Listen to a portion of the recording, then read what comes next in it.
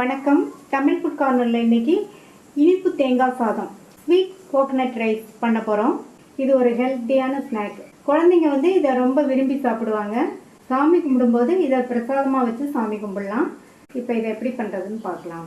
இது வரைக்கும் நம்ம சேனலை சப்ஸ்கிரைப் பண்ணாதவங்க சப்ஸ்கிரைப் பண்ணிவிட்டு பக்கத்தில் உள்ள பெல் பட்டனை கிளிக் பண்ணிக்கோங்க. அரை கப் பச்சரிசி எடுத்திருக்கேன். இது சாதத்துக்கு யூஸ் பண்ணுற பச்சரிசி. இதை இந்த குக்கரில் சேர்த்துட்டு 2-3 தடவை வாஷ் பண்ணிக்கணும். அரிசியை வாஷ் பண்ணியாச்சு. இது கூட அரை கப் தண்ணியும் அரை கப் பாலும் சேர்த்து மூடி போட்டுடலாம். இந்த சாதத்தை உதிராக வேக வச்சுக்கணும். ஸ்டீம் வந்ததுக்கப்புறமா வெயிட் போட்டு மீடியம் ஃப்ளேமில் 3 விசில் வேக வச்சுக்கலாம். மீடியம் ஃப்ளேமில் 3 விசில் வந்துருச்சு. சாதம் நல்லா வெந்து உதிராக இருக்குது. இதை வேறு பிளேட்டுக்கு மாற்றி வச்சிடலாம். இந்த பேனில் அரை கப் பொடித்த வெல்லம், இது கூட 3 டேபிள் ஸ்பூன் தண்ணி சேர்த்து இந்த வெல்லம் நல்லா கரைஞ்சதுக்கப்புறமா வடிகட்டி தனியாக எடுத்து வச்சுக்கலாம். வெல்லம் நல்லா கரைஞ்சிருச்சு. இந்த மாதிரி கரைஞ்சால் மட்டும் போதும். இதை வடிகட்டிக்கலாம். இந்த பேனில் 1.5 டேபிள் ஸ்பூன் நெய் சேர்த்து நெய் சூடானதும் அதில் 10-12 முந்திரியை சேர்த்து வறுத்துக்கணும். முந்திரியோட கலர் லைட்டாக மாறிடுச்சு. இது கூட 10-12 உலர்ந்த திராட்சையும் சேர்த்து வறுத்துக்கலாம். இப்போ திராட்சையும் உப்பி வந்துருச்சு. முந்திரியும் நல்லா வறுபட்டுருச்சு. இதை தனியாக எடுத்து வச்சுட்டு மீதி இருக்கிற நெய்யில் வடிகட்டின வெள்ளைக்கரைசலை சேர்த்துடலாம்.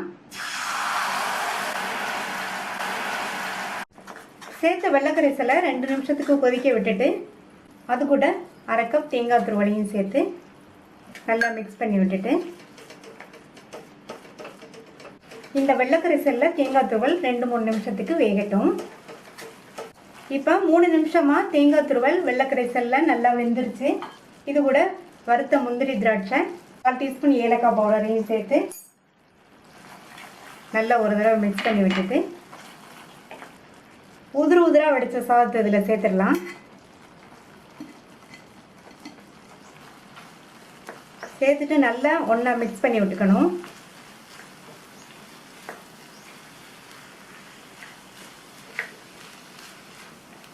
நல்லா மிக்ஸ் பண்ணி விட்டாச்சு.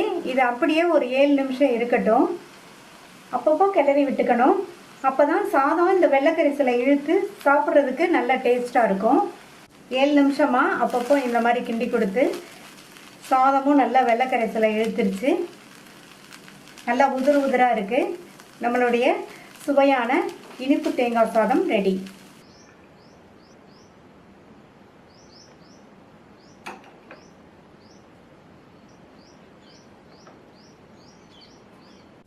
இந்த டேஸ்டான ஸ்வீட் கோகனட் ரைஸை ட்ரை பண்ணி பார்த்துட்டு உங்கள் கமெண்ட்ஸை சொல்லுங்கள்.